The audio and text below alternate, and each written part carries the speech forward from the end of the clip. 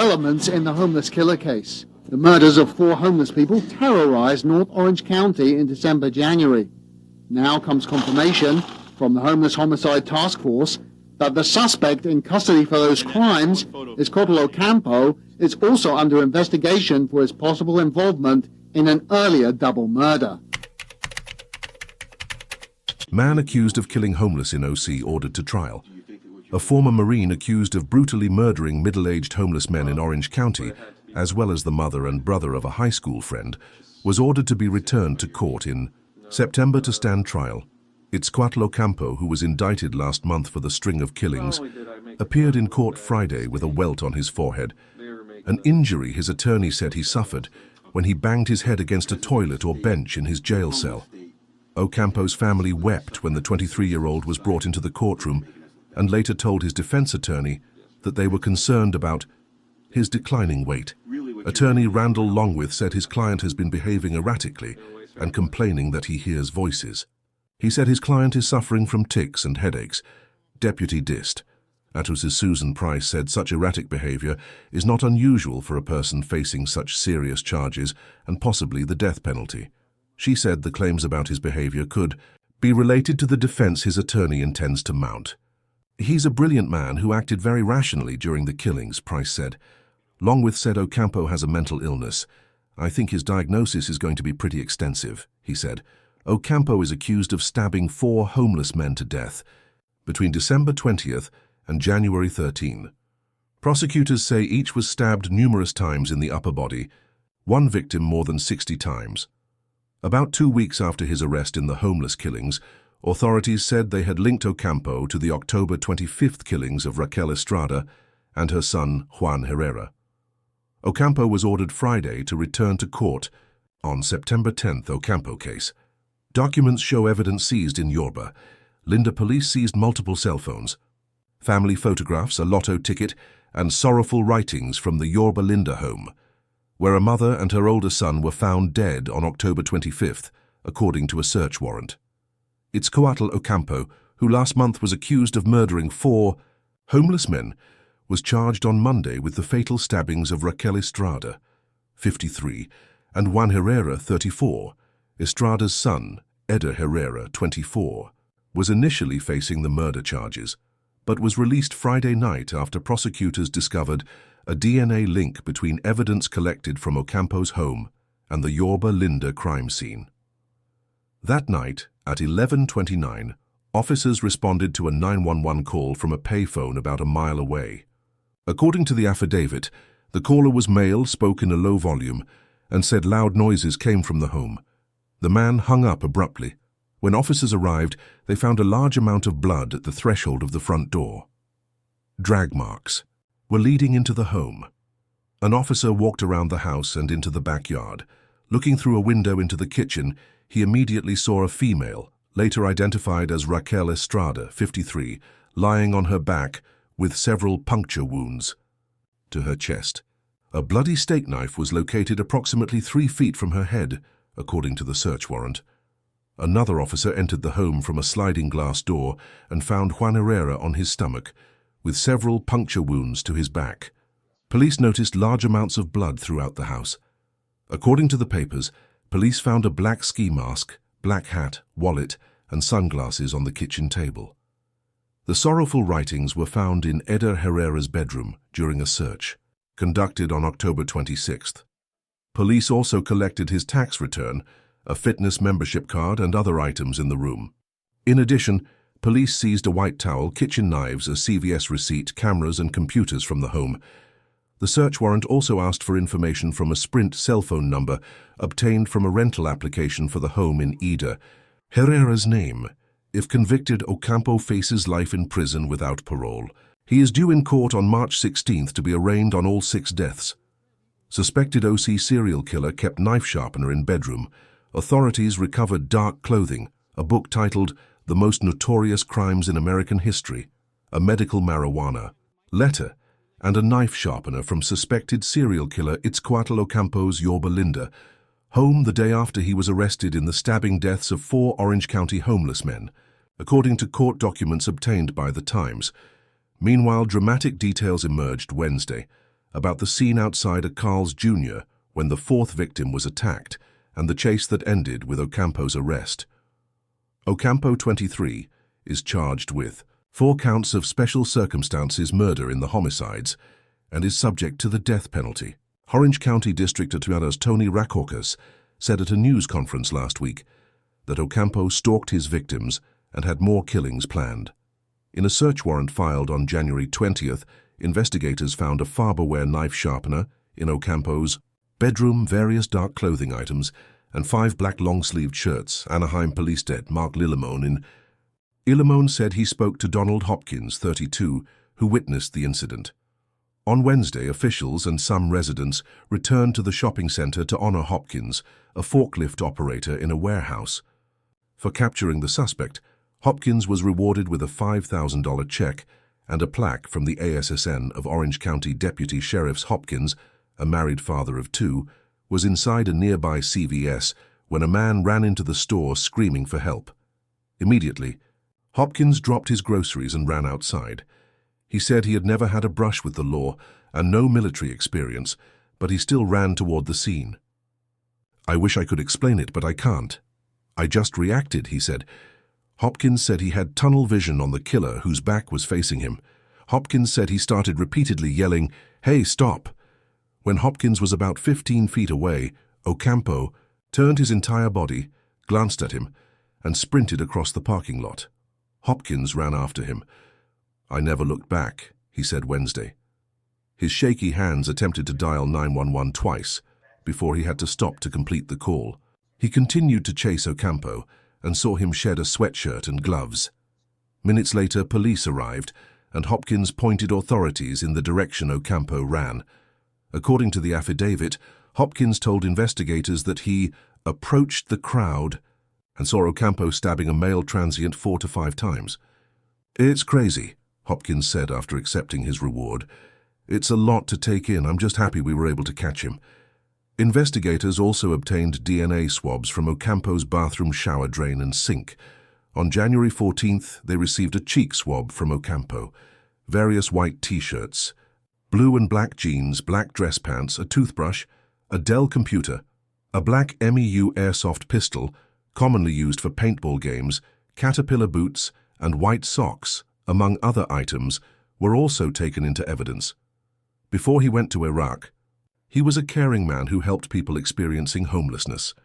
Today, the same Marine vet is set to face charges of stabbing 4 homeless men to death.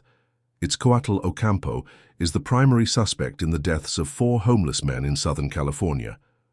His father said his son came back a changed man after serving in Iraq as prosecutors prepare to file murder charges against a Marine veteran in the stabbing of 4 homeless men. It has emerged that Itzcoatl Ocampo was once a caring, charitable man until the horrors of Iraq killed the person he was. The 23-year-old was arrested on Friday after being chased down by a group of bystanders following the brutal stabbing of Vietnam veteran John Berry outside an Orange County fast food restaurant, the 4th vicious stabbing in as many weeks. As Ocampo is held on psychological watch at the Orange County Jail in Santa Ana, his family and friends have revealed the ex-Marine was once a caring man who helped the very people he is accused of murdering. "I saw him often giving the last money he had in his pocket to people experiencing homelessness, to those who are asking for some help. My son's always been a role model," his father, Refugio Ocampo, said in a video interview on the Orange County Register website.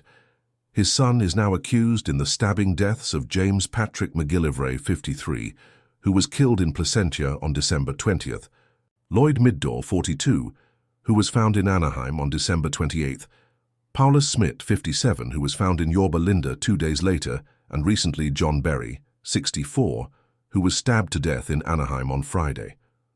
It was only when he returned from serving in Iraq, where he was assigned to meet and inspect the wounded when they were flown in from combat zones en route to the hospital, that he started showing a darker side, became paranoid and delusional, and struggled to find his way as a civilian.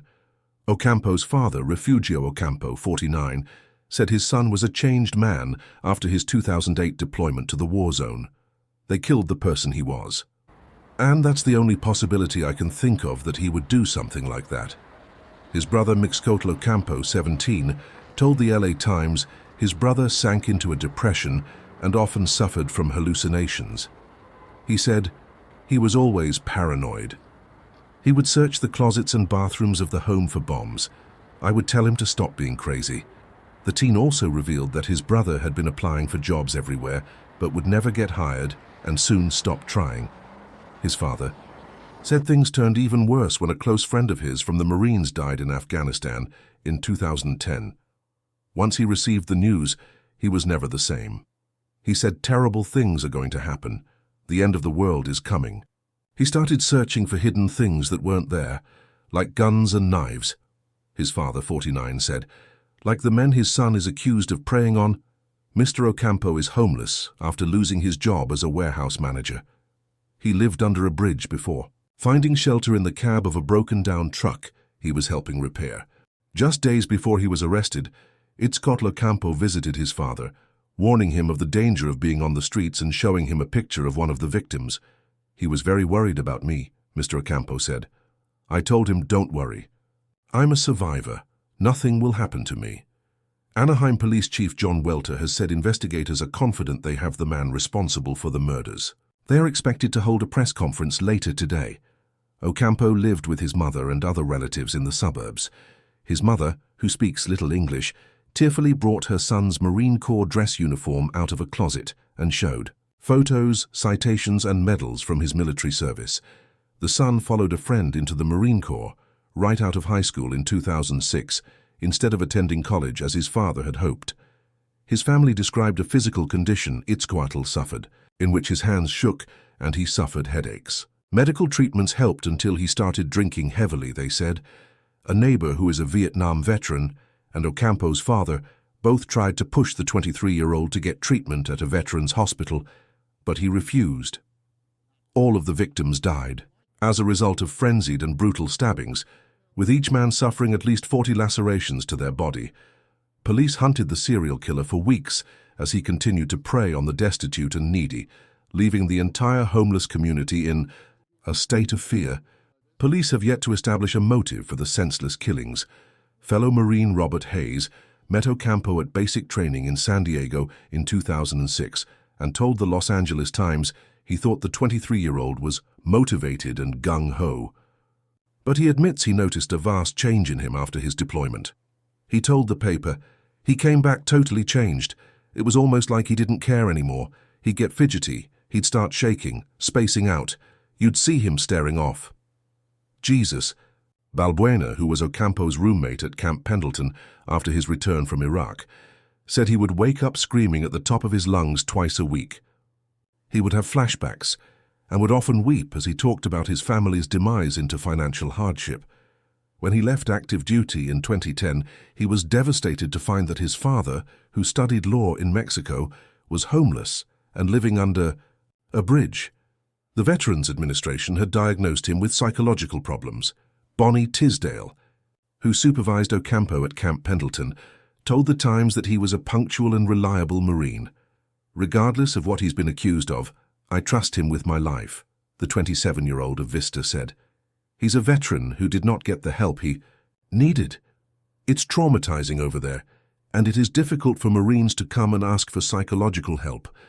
Whether he's proven innocent or guilty, he is our brother. We are his family. Mr. Ocampo said he has repeatedly attempted to visit his son at the Orange County Jail, but has been turned away. They won't let us see him, even though the whole world is against him. He also said investigators came to him on Friday night and showed him surveillance photos from a crime scene, but he did not recognize his son as the person in the images. If he did it, it wasn't right. But there's something wrong with him, he said. While Refugio Ocampo lives away from his family, they remain close. He sees his children every day, and his wife brings food to the truck's parking lot in the city of Fullerton. The father said he and his two sons went to get haircuts together just a day before the arrest. Refugio Ocampo, who said he was educated as a lawyer in Mexico, immigrated with his wife and Itzcoatl in 1988 and became a U.S. citizen.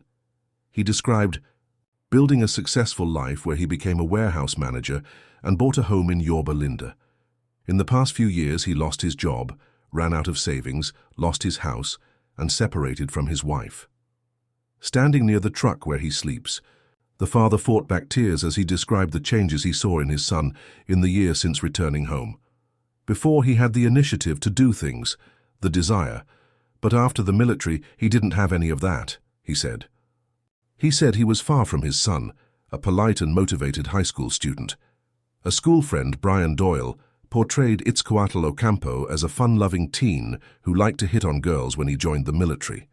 After he was discharged and returned home, he became isolated and trusted. No one said Doyle, 23. Doyle had difficulty describing the change he saw in his friend from high school.